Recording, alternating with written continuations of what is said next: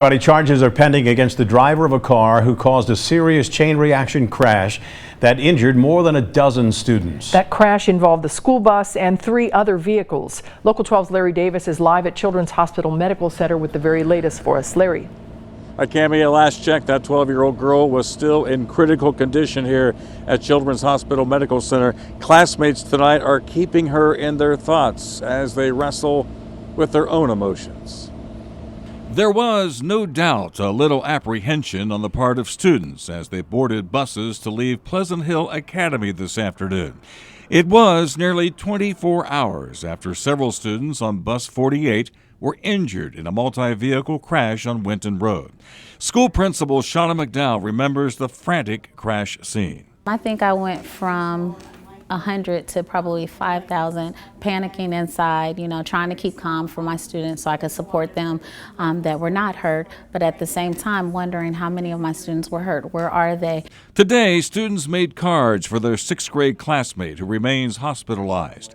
While they wrote well wishes, some met with counselors who are on hand today to speak with students about their fears and concerns. They kind of go to a pretty extreme place. They think the worst has happened, so you have to kind of talk to them and remind them that there's like a lot of things that medical professionals can do, and it's not always as bad as we might think it is. While many of the Pleasant Hill students were eager to board the bus to get home today, there are no doubt some concerned about that next bus ride. That'll be something that can take weeks, months, it just depends on the kid. But reminding them that their bus driver is doing everything they can to keep them safe.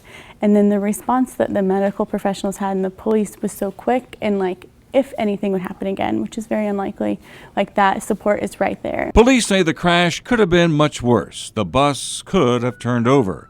In the wake of the frantic scene, the Pleasant Hill Academy community has come together as one. Just to see the community come together, support each other, it's just a time that shows, you know what, we got this and we got your back.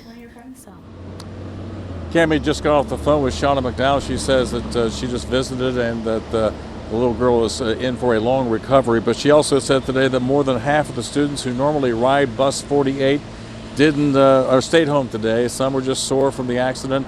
Others just needed some time and needed to be with their parents. And the principal says that everyone was getting an even tighter hug today.